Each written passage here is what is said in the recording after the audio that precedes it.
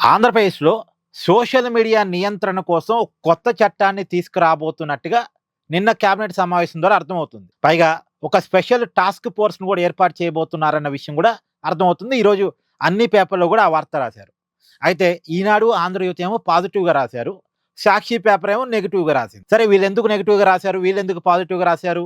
వీళ్ళ ఉద్దేశాలేంటి అన్నది ఒకసారి పక్కన పెట్టేస్తే ఒక రియాలిటీని మనం ఇక్కడ మాట్లాడుకోవాలి. మామూలుగా అయితే సోషల్ మీడియా నియంత్రించడం అనేది తప్పు. ఎవరి భావాజాలమైన స్వేచ్ఛగా చెప్పుకోగలిగినటువంటి వేదిక సోషల్ మీడియా.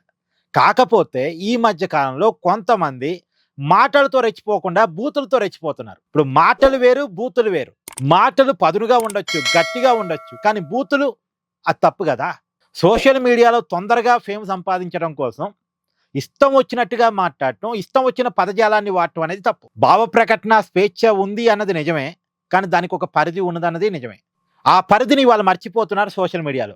గతంలో మెయిన్ స్ట్రీమ్ మీడియా కొన్ని నిబంధనలు ఉంటాయి, కానీ సోషల్ మీడియాకి అంటూ నిబంధనలు ఏమీ లేవుగా. ఎవరు యూట్యూబ్ అకౌంట్లో వాళ్ళు ఇష్టం వచ్చినట్టుగా మాట్లాడుతున్నారు, ఎవరు ఫేస్బుక్ పేజీలో ఎవరు ఇష్టం వచ్చినట్టుగా వాళ్ళు మాట్లాడుతున్నారు. అది తప్పు.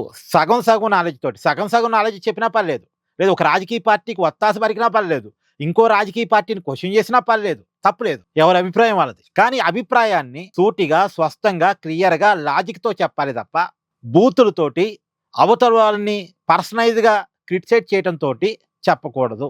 ఇప్పుడు పర్సనైజ్గా చెప్పే వాళ్ళకి ఇబ్బంది. టాస్క్ ఫోర్స్ ద్వారా కావాలని క్యారెక్టర్ బదనాం చేసే వాళ్ళని, కావాలని ఇష్టం వచ్చినట్టుగా తిట్టే వాళ్ళని. ఇప్పుడు ప్రశ్నరావుని ఉన్నాడండి, అతను తన హేతువాదాన్ని ప్రచారం చేసుకోవచ్చు, కానీ హిందూ మతాన్ని తిట్టమని ఎవరు చెప్పారు? హేతువాదం కూడా చెప్పదు. ఒక మతాన్ని తిట్టమని, దేవుని తిట్టమని హేతువాదం కూడా చెప్పదు, కానీ అతను తిట్టాడు. మరి తప్పు కదా. మరి అలాంటి వాళ్ళని నియంత్రించాలి కదా. ఇప్పుడు బట్టలు వేసుకొని పద్ధతిగా చెప్పే వాళ్ళ విషయంలో ఎవరికి అభ్యంతరం ఉండదండి. బట్టలు ఇప్పుకొని చెప్పే వాళ్ళతోనే అభ్యంతరం వల్ల. ఇప్పుడు ఆ బట్టలు ఇప్పుకొని చెప్పడం అనేది, ఇప్పుడు రోడ్డు మీద కూడా మనం బట్టలు వేసుకొని నడిస్తే ఎవరికి అభ్యంతరం ఉండదు. బట్టలు ఇప్పుకొని నడిస్తే స్వేచ్ఛ అంటే కుదిరిద్దా? న్యూసెన్స్ అంటారు. ఇప్పుడు ఆ న్యూసెన్స్ సోషల్ మీడియాలో నడుస్తుంది. మరి ఆ న్యూసెన్స్ కట్టడి చేయాలిగా. కాకపోతే నాదొక సూచన ఏంటంటే, ఈ టాస్క్ ఫోర్స్ పెట్టినా లేదు కొత్త చట్టం తీసుకొచ్చినా ఇది సరిగ్గా అమలు చేయాలి. మళ్ళీ ఎవరి మీద వాళ్ళని క్వశ్చన్ చేసి వాళ్ళకి వ్యతిరేకంగా ఉన్న వాళ్ళందరినీ తీసిపోయి జైల్లో పడేయటం, వాళ్ళకి వ్యతిరేకంగా ఉన్న వాళ్ళందరి మీద కేసులు పెట్టడం ఇలా చేయకూడదు. ప్రశ్నించే వాళ్ళని ప్రశ్నించనివ్వాలి. భావ ప్రకటన స్వేచ్ఛకి గౌరవం ఇవ్వాలి, విలువనివ్వాలి. అదే క్రమంలో బూతులతో రెచ్చిపోయే వాళ్ళకి, సమాజం పట్ల బాధ్యత లేని వాళ్ళకి, వ్యక్తిగత క్యారెక్టర్లని తూలనాడే వాళ్ళకి మాత్రం పనిష్మెంట్ దొరకాలి. ఏమంటారు? కామెంట్ చేయండి.